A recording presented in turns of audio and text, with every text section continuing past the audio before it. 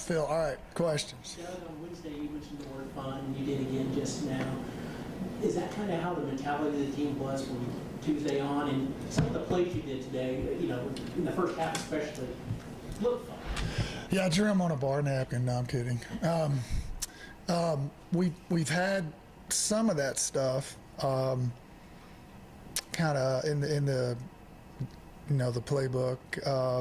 We just felt like it's a good time to kind of let Sam have his time to do some of the stuff that he can do. As y'all can see, that kid can throw the football. I mean, a lot of people have a receiver that played 8th grade quarterback that can kind of throw it, and then you got a guy that's a power 4 quarterback starter. And there's a kid I recruited at TCU, who's a QB. His arm talent's off the chart, but he made to move the receiver. So moving forward, I mean, if I'm a defense, he's on the field, you better back up a little bit or base up a little bit because that kid's a weapon. As y'all saw. Even though you guys used some of those gadget plays, trick plays, whatever you want to call them, offensively, especially in the first half, you guys did some very fundamental things. Just ran the ball straight ahead. I mean, it felt like the offense did some things that maybe people had been wanting to see. What did you see out of the offense in totality? Well, I think we just happened to click just right and kind of figure some stuff out. I don't think it was anything that we weren't doing before. Let's see, we threw for 290. What did we rush for? Anybody know? Where is it? 160-ish? Yeah, 160. Come on. But yeah, I just think that it just kind of, I don't know. It's just it's you got to factor in this stuff. I mean, a lot of these guys, they weren't here. They haven't been here very long, and I think they just now it's kind of soaking in a little bit of our system and our verbiage and communication. And I think it just kind of clicked a little bit there in that first half. And I think, again, it's just going to be a phenomenal building block moving forward. I think we're just going to get better and better and better as we go. I think we got to continue to work at getting healthy. And, kind of what we're after is let's be fresh in that fourth quarter and close it out a little bit better. That'll be our kind of mantra moving forward, too. Talk about there were times, especially in the first half, looked like Baylor was kind of punching you, but you guys responded and answered their punch, so to speak. Yeah, I mean, they're a good football team. I mean, you watch them against Auburn, should have won the game. Auburn's a good football team. They played some close games against some good opponents, and they're a good football team. They got a really good coach. My hat's off to them. So, yeah, you're gonna receive some shots from them, and for us, we got to match them and fight back. And I think we did that for the most part. In the second half, we had a couple series offensively there. We were 3 and out, and then you could feel a little bit of it kind of slipping away from you at that point. And I think they hit a couple big plays. But I mean, if you go back and look at any football game, it's about 6 or 7 plays that kind of decide the outcome. And in that game, there was probably a couple shots that they hit that made a difference, and there's some stuff that we didn't hit that probably made the difference. They just hit a few more than we did. But again, just really excited about moving forward here. We got 8 games left. I mean, it's going to be fun to watch, and it's going to be fun to watch these kids just keep developing and getting better. Running off the field at halftime, you were pumping up the crowd a little bit. Yeah, it was a bunch of kids. It was awesome. I thought it was great. It was in the student section, right? Yeah. Yeah, that was fun. It's just good to see those people. You in the day and age of being able to sit in your bedroom and play on your cell phone all day long, I just appreciate kids that come out and live a life and put their phones down and enjoy a sporting event and have fun and be a college kid. I mean, it's just awesome to watch them just be a kid like when we were in college. You know what I mean? It's just kind of refreshing to me. And they were excited, and it just kind of got me pumped up, and I enjoyed the moment there watching those guys. It made me feel good to know that they were excited about what was happening, so. Aside from the X's and O's, what went on during the game? What were your emotions like today, just being in this position? I don't know, not any different really to me. Just coaching here in general is an honor because I played here and coached here before. So I don't think it's really any different for me. I mean, I kind of let it slip a few times. I had to communicate to the referees because I've never done that before. But pretty much, it wasn't that much different to me. It was fun being down on the sidelines. You mentioned the excitement that your team played with. Was there a moment before today, during the week, that you sensed that coming? Yeah, I think once everything kind of settled in and we just prepared and you know, I talked to it about this, you know, every day. I said, you know, you beat Baylor on Monday and Tuesday and Wednesday, and then you beat them on Thursday, and then you beat them on Friday. And they kind of bought into that a little bit, I think. And I think those guys did a great job preparing. I think we had a pretty good game plan going into it, and I think they were excited about the game plan. And I mean, it was just fun to watch. And yeah, by the time we got to about Wednesday or Thursday, you could feel kind of a vibe a little bit with these guys. And I just hope that continues moving ahead. Can you talk a little bit about Trent's game, just the way he ran the football, and show a little versatility? Trent's a load, you know. Trent, and I'm going to tell this to him to his face, like, spring ball is like, he's a big, pretty guy, a little soft, I don't know. But, shoot, he runs hard. He runs behind his pads now. He looks a lot better. He's like, he can throw a football. He can catch a football. He's got as good a set of hands as anybody. And he's a big body. I mean, he's 235, 240, whatever he is. And, I mean, that's a good 1-2 punch like him and Fields, you know, because Fields is shifty and slip through little creases, and this guy can just hammer you. So, really proud of him. You could kind of see it a little bit in Oregon, I mean, until he got hurt. And he's turned the corner. And I'm not saying he's got it all figured out, but I'm proud of him because, you know, we need every man we can get to contribute. And there's a time there I didn't know if he was going to be one of those guys, and now it's obvious to me that he is. So proud of him. So you mentioned kind of some of the physical traits that Sam has, you know, that let him play like power conference quarterback. In terms of the number of plays y'all let him have today, is it easier to trust a guy like that mentally when he has that experience at quarterback? Yeah, totally. Like, I'm at ease, and the one thing we got to do with a guy like that is not overcoach him. Because you're not going to get him in a quarterback room and teach him and dot every I and cross every T in the world of quarterback play. You're not going to do it, all right? He's got a lot of stuff it's like residue from the last 10 years of him playing the position. So what we need to do with that kid is get out of our own way and let him eat. And give him a design, and he's the kind of guy that it can break down. He can still kind of make things happen with the ball. So there's no sense in overloading him with information and having paralysis through analysis. But I think what we do with him is let it be simple and create some anxiety on the defensive side of the ball and just let him be a playmaker, you know, which is what he is to me. I mean, great kid. He's come a long way. You know, transitioning from QB to receiver is hard. You know, you're a quarterback, you stand in one spot, throw the ball all day long, and yell at your receivers for dropping passes. Then all of a sudden you're out there doing 7,000 yards every day at practice. You know, that's hard. So he's transitioned really well. And I'm not saying he's, you know, I don't know who to compare him to, but he's a nice player to have on your team. He's a Swiss Army knife. That said, did you feel like they adjusted to some of the things you threw at them in the first half? It seemed like you got a couple. Well, we actually kind of ran out of trick plays with him, you know what I'm saying? Like, at one point I said, let's just run them again, but they did a good job in the third quarter. They came out, played some man, and dropped 8 and did some things to kind of take some of the gadgetry away, and then we kind of realized it and kind of ran the ball a little bit there. And the one long one to Rigby on the slant was actually an RPO off a run game. It wasn't a pass. But so, yeah, we need to go back. It's going to be an opportunity for us to kind of figure out what we're good at, what we're not good at, and just polish this thing up and get better. You know what I'm saying? Coach, Who do you write for? I write for the old college. Attaboy, let's go. Love the old college. I never once figured out the crossword puzzle my entire college career. I sat down every day, and I said, this time I'm going to do it. Never happened. That's a tough one. Tell them to dial that down a little bit. What were your thoughts on the run game today with Howland and Fields? Yeah, again, I mean, it's a good 1-2 punch combination.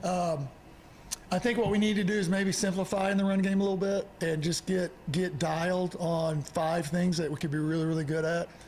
maybe had a little bit too much there in the run game, but some of it we felt like it was necessary just based on the defense we were seeing and how they were aligned. But yeah, man, we just got to, obviously you got to run football to win championships and win games, but, you got to play catch too. So, Thanks, Coach. all right, man, thank you. Thanks, guys. How we doing? Everybody good? Get an opportunity to talk to you guys. First off, I want to thank the fans that were at the walk and at the stadium. These guys they bust their tail. They're working. I've been here since really, mid-December. And, we knew this was going to be a major overhaul. And I like the guys that we brought in. We just got to continue to work. And we got to continue to develop. I think the biggest thing when you look at our defense is we've got to become harder to score on. Okay, if you went through every drive, okay, that ended up in a touchdown, there were too many easy things that happened that we weren't hard to score on. Okay, and that's a little bit of the history of, if you look at our home games, for example, we've given up touchdowns early in those games. Okay. We don't have a contract with who we're playing, so I can't tell you the exact way they're going to run the plays. So you have to rely on your concepts to get through the down. But what's interesting about our guys is if you went through the previous two games, okay, the second, third, and fourth quarters, we didn't give up a touchdown, okay? And a little bit of that's the character of our team and our players. They bust their tail, but you also have the video. You can show them this is how, because once you get to about the later in the second quarter, you kind of know how the plays are coming and how to play the plays.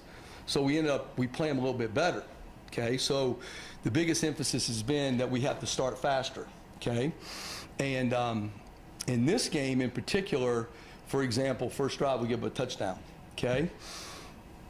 We battled, and if you go back and look at the scoring drives, we had them to 2nd and 11 plus, 3rd and 11, okay? Well, those are advantage situations for us, so we've got to learn to finish and get off the field, okay? Then you get to the second half, and we give up 17 points, and one of them was just on a deep ball off of a 2nd and 11 play. So it really can't happen, okay? And then the next touchdown came, we had them 3rd and 12. So my point is I do see some good things, and look, if I was a fan, I would be frustrated. I totally get that. Because, the one thing I have been impressed with is the passion of the fan base here. We got to continue to work. I do think these guys grind. I think they work the sideline to try to be better. They do take coaching. I think that's a product of the way we played some of the second and third and fourth quarters. And even here, like I said, we ended up giving up 17 points. And the 2 touchdowns, we had 1 2nd and 11, we had 1 3rd and 12. So when you say, hey, what are you doing? We have to figure out that you have to understand, situational defense. We got to do a better job with situational defense. We have to understand what's going to happen and how they're going to attack you in those areas and be able to play. And our guys did prepare well this week, okay? I got no issues. We prepared, they worked. I appreciate their effort, and I told them that in the locker room. I mean, as a coach, you have to tell players the truth. You know what I'm saying? Because I don't want to sugarcoat anything, because if you do that, you never get where you want to go. We've lost 1 conference game, okay? Now we got to go on the road, but man, I mean, we our offense was moving it. Our offense was scoring. I mean, we got to do our job and find a way to create. We created 2 turnovers. We had a 4th and 2 stop, and then we got another turnover to create +2. Because I told the guys right before the game, and really yesterday, I said, this thing's going to come down to 3 things, okay? Number 1 is missed tackles. In other words, how do we tackle, and then how does our offense make guys miss? So who's going to win that battle, okay? And then it's going to come down to turnover ratio. Okay, we need to be +1. If they get 1, we get 2. If they get 2, we get 3. But that's the mindset. And then the last thing is explosive plays. And you have to limit those, because if you limit the explosive plays, you're going to get people to 3rd down to allow you to get a chance to get off the field. And I think that's where our emphasis needs to be moving forward and we've really condensed things over the last couple weeks. And like at the end of the game, like with a team like this, with the RPO, you have to pick your poison. Meaning, okay, if we play single high, then you're going to have to stop them outside. Well, we end up with 2 PIs, which, that goes back and forth. I mean, they had a couple. I mean, they chose to call the ones on us, and I'm not saying they weren't, but I'm just saying that you're going to have those contested throws down the field, and you're going to have to make those plays. That's why if you're in a little bit more of a split safety deal, you can force them to run it, and then, try to get in situations where, you create a holding like we did when we had them backed up, or you get them to a 2nd 7+ that way. So I think we just got to continue to work. I think we got to understand the style of play in which we got to play relative to who we are right now, and keep battling. So with that, I'll ask, open for questions. Todd, you've coached at the highest level. It's been an emotional week. Have you ever had anything similar to what happened this week? Not really. First of all, I think the world of Coach Gundy. I've been in a lot of programs, and I even told him this is by far, from a cultural standpoint, one of the top programs I've ever been in. And if you look at some of the coaches like Nick Saban and Frank Beamer that I've been around, this is as tops as there is, okay? So from a cultural standpoint, this program was really good, okay? When it happens that quickly, you're preparing for practice. It's, how do you handle the players? And at the end of the day, when you look, we brought a lot of players in, okay? And I talked to guys about coming here and our vision for them and how we would help develop them moving forward, okay? Well, obviously they have questions on how that's going to affect them. So the players are the most important thing, and I've had conversations with a few of them of what we need to do from here moving forward to allow them to continue to develop, because the most important thing is to play. That's how you create value for yourself. That's how you help us as a team. And I was really proud of the way those guys, handled that. When you're in coaching like this for the amount of time I've been in it, you see things like that, and you got a job to do, and we really tried to just focus on our job, and that was getting ready to play Baylor. Last 2, we'll get to players. Todd, when you talk about the slow starts, has there been a consistent issue in that? Well, I think that it goes to concepts, meaning, like I said, look, I cannot tell you exactly how the plays are going to come out, but it can be 1, 2, 3, and might add a 4th guy to the strong side, okay? So you have to be able to understand who's on 1, who's on 2, who's on 3, and if 4 comes, how we push him. Does that make sense? Now, once we see the play and we understand who the spots are, well then, it's a little bit easier, but there's a lot of different ways you can dress things up, and that's what offenses do. They run the same plays and they dress them up. So, I think we just got to continue to work on our concepts and continue to get better. And if we do that, I think we can have something to be proud of moving forward and give the fans something to be proud of. How do you think that Doug handled this week as interim? So Doug, I was so happy that Doug got the interim role, because he bleeds orange, you know what I'm saying? And I think he's the perfect guy for the job. He gave good energy to the whole team. So I think it was really good, and I think he did a great job. And like I told our guys, man, we got to get a stop. We had that game close a lot of times, and if we can get the games that close, but man, don't give up the explosive plays. We can be in a game, go make a play, So we'll evaluate how we play those situations moving forward. But at the end of the day, you want to play percentages. You know what I'm saying?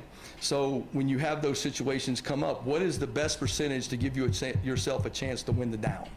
And, even though we felt like we were in the right thing, it didn't come out our way. So we got to, think about that, but we got to keep the guys playing hard. We got to make them understand to keep developing, because there's a lot of young guys still playing that, for example, Ike is a guy that, he's young, he's still playing. So we got to keep those guys, developing. And, we just got to figure out, how to be hard to score on. Thanks, guys. Thanks for being good. Y'all take care.